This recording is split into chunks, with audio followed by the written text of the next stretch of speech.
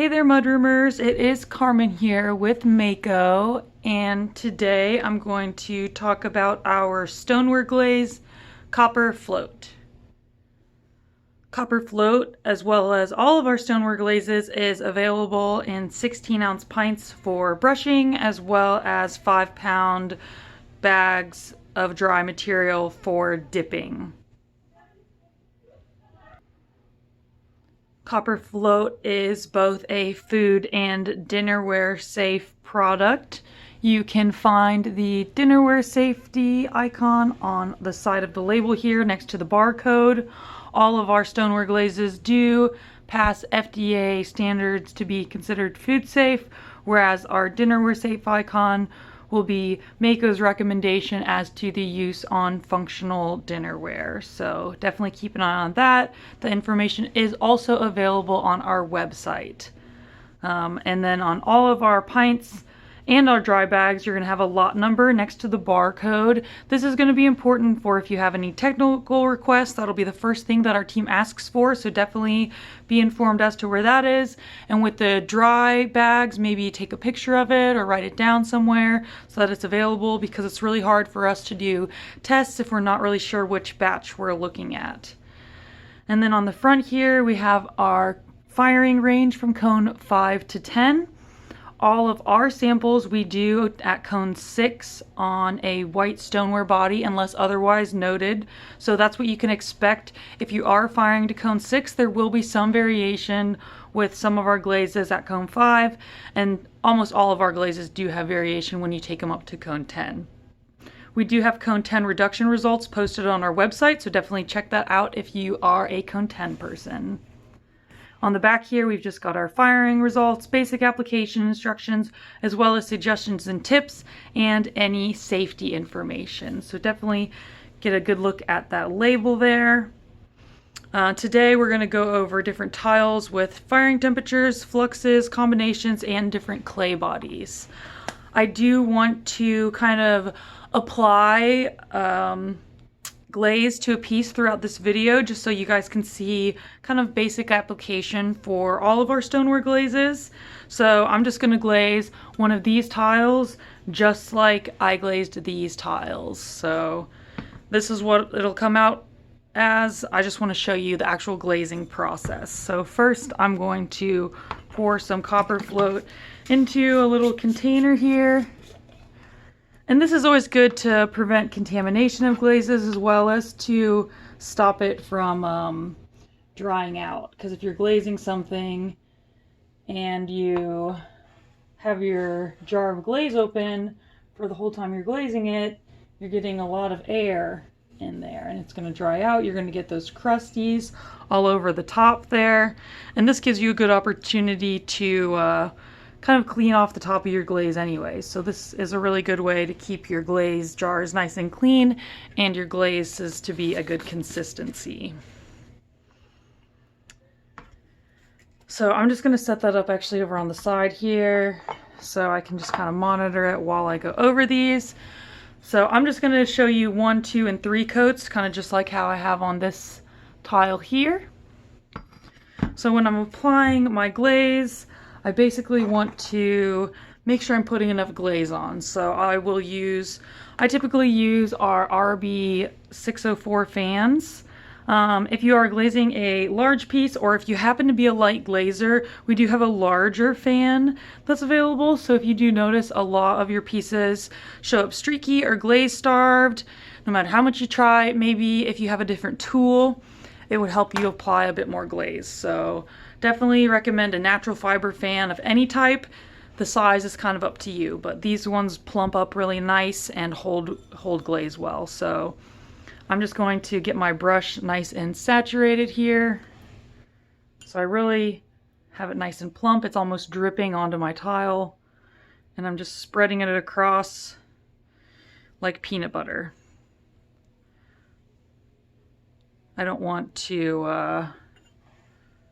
have my glaze brush pulling or anything like that. So that was a pretty hardy coat there. I'm gonna showcase kind of how it's too starved here, so if you can hear it, or when you start kind of having streaks when you drag it across, that's how you know you need to put more glaze on your brush. So when you finish your coat, should be nice and saturated.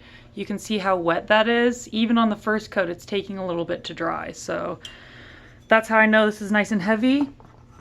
I can apply these coats confidently with our copper float glaze in particular because this glaze does not move.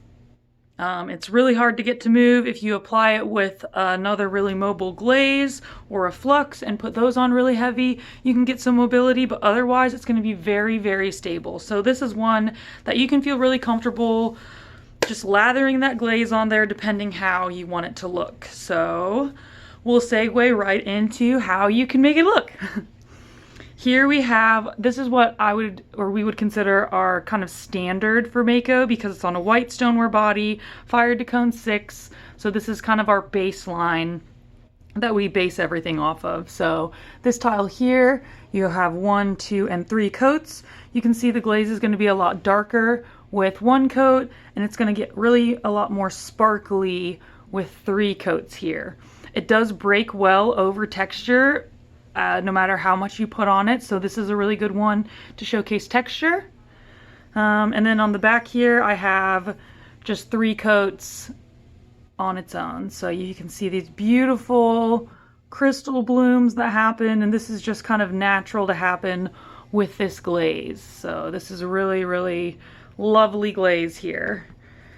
And here I'm going to go ahead and just do a comparison with the cone 5 results. So cone 5 results turned out a bit darker and a bit more like coppery rather than this rusty orange color. I think it's a little brighter, where this is a little warmer in color. So 1, 2, and 3 coats, it does build up the color really well, and this still breaks over texture.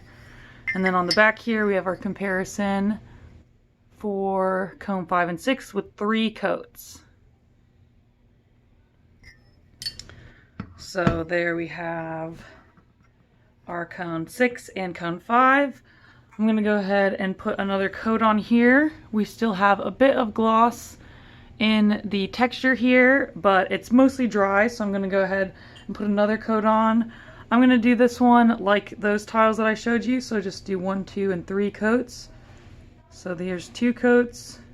This one I didn't quite lather on as heavy. That first one was, I got a little too much glaze for the amount of space I had. So this looks like a good coat. It's still lathered on there really well and staying nice and shiny throughout my application.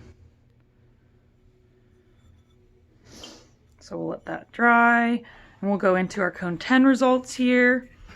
So here we have, on the cone 10 results, I just have the 3 coats on the texture here. Instead of doing the 1, 2, and 3, I have flux on the back, so that's why that's how this is. But here we have our comparison for cone 6 and cone 10.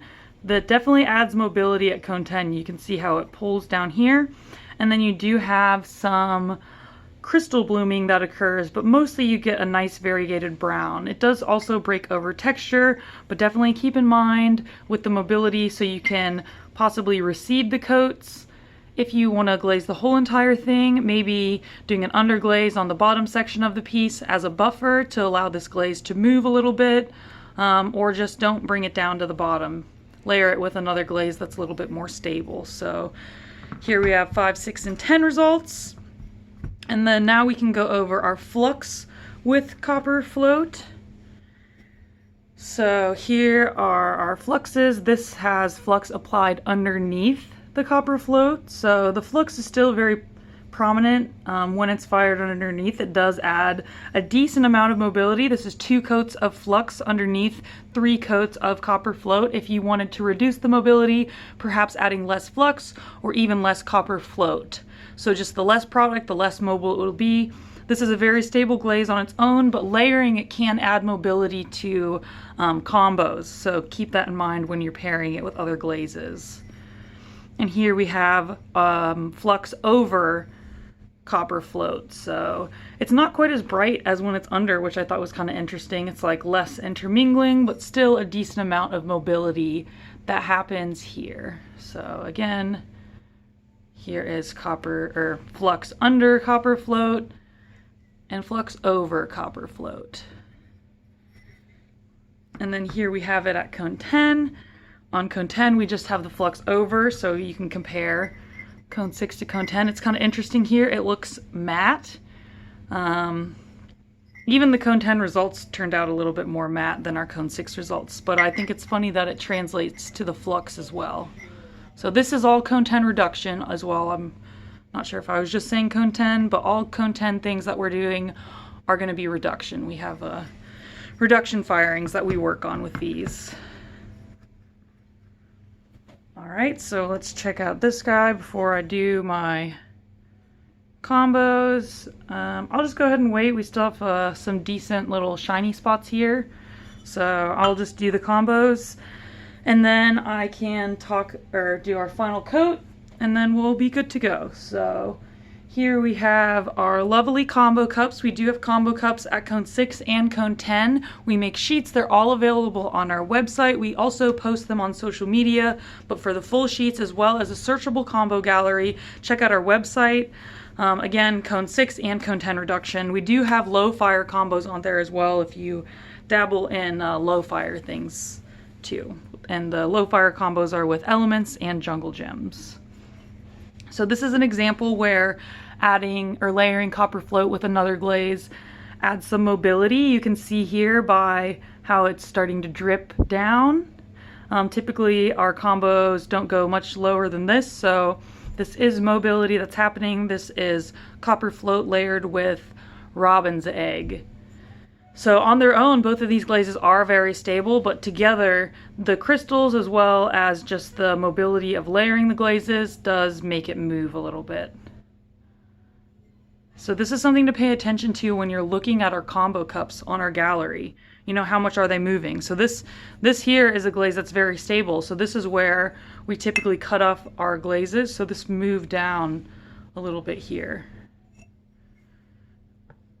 And so here we have a yellow gloss over copper float. And as you can see, it didn't move at all because yellow gloss is super, super stiff. So if you're layering copper float with a very stiff glaze, it's not going to add movement. But there are glazes that, like robin's egg, that is kind of matte and it seems stiff, but it actually does have movement. It breaks over texture. Things like that are good tells as to whether a glaze is going to add mobility in a combination. So yellow gloss does not add mobility, so these two stable glazes stay nice and stable. And this is yellow gloss over copper float. These are all over. And then finally we have our gray opal over copper float. Gray opal, again, it's similar to copper float in a sense that it's not going to be really mobile on its own, but in combination it breaks, or in combination it does add mobility. This glaze, both of these glazes break over texture as well as have a lot of variation with the application, and so that's kind of showcasing here. When you mix them together, the more product, the more mobile it would be. So if you wanted to guarantee that this combo wouldn't move, maybe only do one coat of gray opal or only one coat of the copper float. It would change the results a little bit, like you might end up with some more brown or some more of this gray bluish color. But that's definitely something to test with if you want to be more sure of how much something's going to move. So I'm going over all of these to kind of showcase the properties of the glaze so that you can make informed decisions when you're doing your glazing. So hopefully this is helpful for you guys. So we'll add our third coat here and then we'll go over our alternative clay bodies. So we have 1, 2, we're going to do a third coat. I'll need an even lighter glaze, but this is still nice and plumped on here. So just do my third coat, make sure to get in that texture. Great. So here we've got 1, 2, and 3 coats, and fired to cone 6 it would look very similar to this.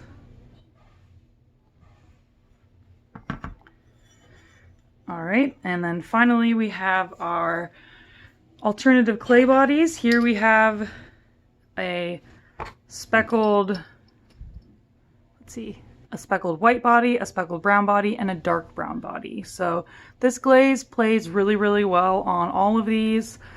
These were fired with to cone 6 with a drop hold and a slow cool. I've posted all these, the firing schedule on our social media.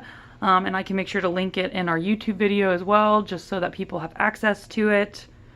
But this glaze might not necessarily need all of that. This glaze would probably get away with just a hold at the top or a drop hold. It performs really, really well with other clay bodies. So the speckled white clay body we have here doesn't really change that much, actually.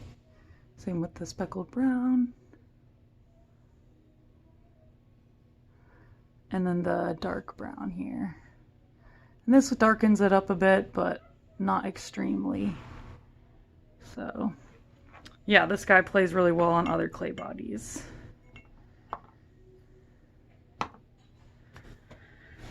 So I think that is all I have for you today in regards of our copper float glaze. I hope that you guys found this video helpful.